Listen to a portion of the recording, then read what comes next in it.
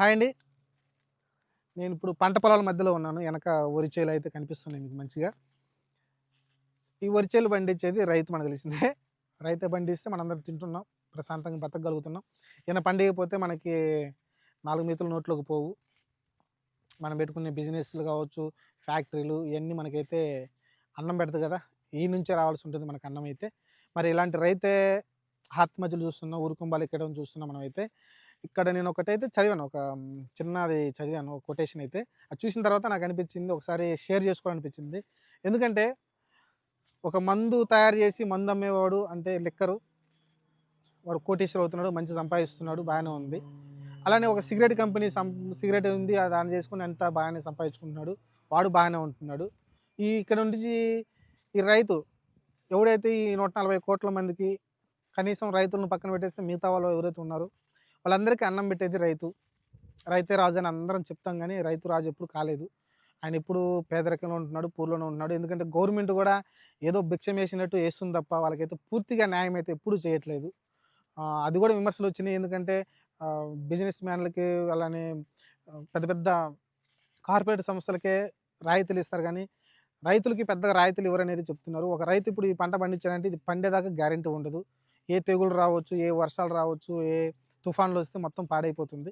కాబట్టి దీని గురించి ఎవరు పెద్దగా పట్టించుకోవట్లేదండి. అదే మెయిన్ బాధ. ఎందుకంటే ప్రతి సంవత్సరం గూడా ఈ గవర్నమెంట్ వచ్చినప్పుడు ఆ గవర్నమెంట్, ఆ గవర్నమెంట్ వచ్చి ఈ గవర్నమెంటు ఎవడు గూడా ఆత్మహత్యలు ఇంతమంది చేసుకున్నారు, అంతమంది చేసుకున్నారు చెప్తారు గానీ కరెక్ట్‌గా సొల్యూషన్ అయితే కనిపెట్టలేదు ఇప్పటివరకు రైతు కోసం. రైతుకి ఎంత ఎంత ఇస్తే అతను రైతు సంతోషంగా ఉంటాడు, ఎంత ఇస్తే రైతు బాగుపడతాడనేదైతే ఇప్పటివరకు రావట్లేదు. ఎందుకంటే వాళ్ళకి ఫ్రీగా కొన్ని మోటార్లు ఇవ్వచ్చు. ఇప్పుడు వెనకాల మోటార్ నడుస్తుంది ఒకటి.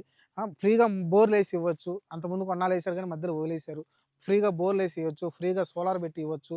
అలానే ఫ్రీగా మందులివ్వచ్చు. రైతులకి తక్కువగా రైతులకు మందివ్వచ్చు. ఇదైతే కొన్ని సబ్సిడీలు ఇస్తున్నారు. మిగతాయన్నీ వదిలేస్తున్నారు. కొన్ని చాలా తక్కువిస్తున్నారు. అలానే విత్తనాలు ఏదైతే అమ్ముతున్నారో వాటిల్లో ఇప్పుడు పత్తి విత్తనాలు గావచ్చు, లేకుంటే జొన్న విత్తనాలు గావచ్చు, ఇలా రకరకాల చాలా విత్తనాలున్నాయి. వాటన్నిటికి సబ్సిడీలు చాలా తక్కువ రేట్లకి ఇస్తే రైతులు కొంచెం అయితే బాగుపడతారు. అలానే ట్రాక్టర్లున్నాయి. ట్రాక్టర్లు కొంతమందికి ఇస్తున్నారు. అందరికివ్వాలి. రైతు అనేవాడు ఎవడైతే ఉంటాడో పంట పండిస్తున్నాడో వాళ్ళందరికీ ట్రాక్టర్లయితే సబ్సిడీ ఇవ్వాల్సి ఉంటుంది. కానీ ఇవన్నీ ఎవడు పట్టించుకోడండి. ఆహ్ ఏదేమైనప్పటికీ ఇంగంతే మన పరిస్థితి అలానే ఉంటుంది.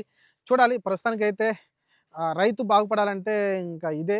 ఇంకోటేందంటే రైతు పండించే పంటకి ప్రొడక్ట్‌ని తయారు చేయాలండి. ప్రొడక్ట్‌గా చేయాలి. ఎందుకంటే ఇప్పుడు రైస్ ఉంది. రైతుకు లాభం కలగాలంటే దానికి సొల్యూషన్ ఒకటే మన ఎవరో చెప్తే విన్నాను. ఒక కలెక్టర్ ఏదో చెప్తుంటే విన్నాను నేను. రైతు ఈ రైస్ పండించాడు కదా! ఈ రైస్‌ని రైస్‌లాగా తింటే మనకి డబ్బులు ఎక్కువ వీళ్ళకి రావండి. ఈ రైస్ కొంచెం రేట్ ఎక్కువ చేసి వీళ్ళు అమ్ముకోవాలంటే లేకుంటే వీళ్ళకి ఎక్కువ రేట్ ఇవ్వాలంటే మనం ఈ రైస్ బయటికెళ్ళిన తర్వాత వీళ్ళ దగ్గర ఇప్పుడు కొనే రేటు కన్నా ఇప్పుడు రూ. 10కి ఈళ్ళు అమ్ముతున్నారనుకో, ఇప్పుడు మనం వాళ్ళకి రైతులకి రూ. 20 దగ్గర కొని మనం రైతుల దగ్గర రూ. 20 కొనాలంటే, మనం బయట దీన్ని రూ. 20కి సేల్ చేయగలమా? చేయలేము. కానీ దాన్ని ప్రొడక్ట్‌గా మారిస్తే దాన్ని రూ. 30 సేల్ చేయొచ్చు. రూ. 20 కాదు, రూ. 40 కాదు, రూ. 100 కూడా సేల్ చేయొచ్చు. ఎందుకంటే ప్రొడక్ట్ అవుతుంది కాబట్టి. ఎందుకంటే ఈ రైస్ నుంచి మనం బియ్యపు పొడి చేస్తే రేట్ పెరిగిపోతుంది ఆటోమేటిక్‌గా. కాస్ట్ పెరిగిపోద్ది దానిది. దాని అర కేజీ ప్యాకెటే దాదాపు రూ. 30, రూ. 40 అమ్మొచ్చు. కానీ ఇక్కడ కేజీ బియ్యం మనకు 20 రూపాయలకే వస్తుంది కదా! ఎంత పెరిగిపోతుంది డబల్ అవుతుంది రేటు. అలానే మీరు చూసుకుంటే ఆ రైస్ నుంచి ఏదైతే తయారు చేస్తామో తినుబండారాలు కావచ్చు, రకరకాలుగా కావచ్చు అవి మనం ప్రొడక్ట్ తయారు చేసామంటే అది గవర్నమెంటే తీసుకోవాలి. అలాంటి బయట చేయడం కష్టం లేకుంటే గవర్నమెంటే వేరే సంస్థలను తీసుకొచ్చి ఫ్యాక్టరీలు పెట్టించాలి. పెట్టించి ఈ రైస్ ద్వారా ఏమైతే ప్రొడక్ట్ తయారు చేయగలమో ఆ ప్రొడక్ట్‌లు తయారు చేసి మళ్ళీ సేల్‌కి పంపించామంటే ఎందుకంటే రైస్ లేకుండా మనం తినే బండారాలు చాలా వాటిల్లో రైసే వాడతారు కాబట్టి వాటన్నిటికి దీన్ని పంపించగలిగితే రైతుకనేది లాభం జరుగుతుందండి. ఇది కొంచెం ఆలోచించాలి. ఇంకో విషయం చెప్పాలంటే, ఇంకో విషయం నేను చూశాను. ఇంతకన్నా దారుణమైన విషయం ఇంకోటుండదండి. వినాయక చవితి వినాయకుడిని బొమ్మలు తెచ్చుకుంటాం గదా! మన దేశంలో చాలామంది ఏదైతే కలర్ కోటింగ్ ఏస్తే నేచర్‌కి ఇబ్బందండి, పర్యావరణానికి ఇబ్బందనేది మనమైతే చెప్తూ ఉంటారు. మట్టి బొమ్మలే వాడమని చెప్తుంటారు. బానే ఉంది. అలానే దీపావళి పటాసులు ఏవైతే ఉంటాయో, దీపావళికి మనం బాంబులు కాలిస్తే పర్యావరణానికి ఇబ్బంది, ఎక్కువ కాలుష్యం అవుతుందని చెప్తూ ఉంటారు. దానికి సంబంధించి కూడా లొల్లి నడుస్తా ఉంటుంది. మన పండగలు చేసుకోకుండా బానే ఉంది. మీకు తెలుసా? ఇదొక పెద్ద వ్యాపారం నడుస్తుంది. మన దేశంలోనే ఆపుతా ఉంటారు. ఏంటి? వినాయక బొమ్మలు, కలర్ బొమ్మలు చేయకుండా ఆపుతా ఉంటారు. అలానే పటాసులు ఏవైతే టపాసులుంటాయో అయైతే దీపాలు పేరుస్తామో అవి ఎక్కువగా తయారు చేయకుండా ఆపుతా ఉంటారు. మన దేశంలో ఉన్న సంఘాలు బూతులొస్తాయి. వాళ్ళని అనకూడదు. ఆపుతా ఉంటారు. కానీ చైనా నుంచి ఎన్ని వేల కోట్లు, లక్షల కోట్లు దిగుమతి చేసుకున్నా మీకు అర్థమవుతుందా? మనం ఇంట్లో చూస్తున్న వినాయకుడు ఏదైతే వినాయక చవితి రోజు మనం పెట్టుకున్న చిన్న చిన్న బొమ్మలు పిల్లలకి చాలా అట్రాక్షన్ కనిపిస్తున్న రంగురంగులేసి అయి చైనా నుంచి ఇంపోర్ట్ అవుతున్నాయంట. అలానే దీపావళి టపాసులు కూడా చైనాలో తయారై ఇక్కడికి ఇంపోర్ట్ అవుతున్నాయంట. రకరకాల బాంబులు అయన్నీ. అయి మన దేశంలో తయారు చేసుకోలేమా అంటున్నాను నేను. ఉపాధి కల్పించడం అంటే ఎందుకు కల్పించలేమండి? ఇప్పుడు రైతులకి పని దొరికిద్ది. ఎందుకంటే రైతు కూలీలకి పని దొరికిద్ది. ఇప్పుడు రైతుల కూలీలకి 24 గంటలు పని ఉండదు. వాళ్ళకి గనక ఇలాంటి బొమ్మల మీద కొంచెం ట్రైనింగ్ ఇచ్చి చేయగలిగితే, ఇప్పుడు చైనా వాడు చేసినట్టు మ్యానుఫ్యాక్చరింగ్ కంపెనీలు పెట్టి, మనం అక్కడ తీసుకెళ్తే కనీసం పెయింట్ ఎయలేరా? బొమ్మలకు పెయింట్లు ఎయలేరా? ఎయొచ్చండి. ఎయొచ్చు. కానీ చెయ్యరు ఎవరు. ఎందుకంటే కొన్ని వేల లక్షల కోట్లలో అయితే టర్నోవర్ అయితే ఇండియాకైతే దోచుకుపోతున్నాడు చైనా వాడు. మనం చేయడాన్ని 24 గంటలు తిట్టుకుంటా ఉంటాం గానీ, వాడు ఎక్కడో ఉన్న వాడు ఆ పూజలు చేయడు గదా! దీపావళి వాడు చేసుకోడు. వినాయక చవితి వాడు చేసుకోడు. కానీ అక్కడ వినాయకుడిని తయారు చేసి మన దేశానికైతే పంపిస్తా ఉంటాడు. వాడు దీపావళి చేసుకోడు. అక్కడ టపాసులు తయారు చేసి మన దేశానికి టపాసులు పంపించి మన దగ్గరైతే డబ్బులు తీసుకొని వెళ్ళిపోతుంటాడండి. ఇది ఇది గమనించి ఇది స్థూలంగా ఆలోచించి తెలియకపోతే మన మైండ్ అనేది ఇంకా అక్కడే ఉంటుందండి. అది గుర్తుపెట్టుకోవాలి. మన డబ్బులు ఎలా లూట్ అవుతున్నాయి, మనం ఎందుకు క్రియేట్ చేయలేకపోతున్నాం అంటే కారణం ఇదే. ఎందుకంటే మనం టపాసులు తయారు చేసుకోలేమా? మనం ఆ వినాయక బొమ్మలు తయారు చేసుకోలేమా? ఏమనంటే పర్యావరణం అంటారు. మరి చైనా నుంచి దిగుమతులు ఎందుకు వస్తున్నాయి? ముందు ఆడ ఆపాలి గదా! చైనా నుంచి దిగుమతులు ఏ వస్తువు దిగుమతి కాకుండా ముందు అక్కడ ఆపాలి గదా! అప్పుడేదో కొంచెం చైనా వాడితో గొడవ వచ్చిందని ఆహ్, ఇంక మొదలెట్టారు. ఏంటి అక్కడ చైనా మొబైల్ కొనకూడదు, అయన్నీ కొనకూడదు అన్నారు. ఇప్పుడు కొంటున్నయన్ని అన్నే కదా! ఏమి ఆపారు ఈళ్ళు అందరూ కలిసి? ఈ సంఘాలోళ్ళందరూ ఏం చేశారు? ఏం చేయడు. ఏముండదు. కానీ మన దేశంలో తయారైతే ఆటోమేటిక్‌గా వాడు ఆగిపోతాడు. ఎందుకంటే అక్కడి నుంచి వచ్చింది రేట్ ఎక్కువుంటది. 100% టపాసులు గాని, వినాయక బొమ్మలు గాని అక్కడి నుంచి వచ్చినప్పుడు రేట్ ఎక్కువుంటుంది. మన దేశంలోనే తయారు చేస్తే వినాయకుడి దేవుడి బొమ్మ మన దేశంలో తయారు చేస్తే తక్కువ రేటుకొస్తుంది. కలర్‌ఫుల్‌గా ఉంటుంది. తీసుకుంటారు పిల్లలు. కానీ మళ్ళీ ఇక్కడ సంఘాలు అవి ఇవి నేచర్ అంటారు. కానీ డబ్బులు మటుకు వాడికి మొత్తం బెంగబెట్టేస్తున్నాం. ఇదే అంటే మరి మన దేశంలో ఉన్న సంఘాల వల్లనే కొన్ని నాశనం అవుతున్నాయి. చాలా తక్కువ బాగుపడుతున్నాం. చాలా ఎక్కువైతే నాశనం అవుతుంది.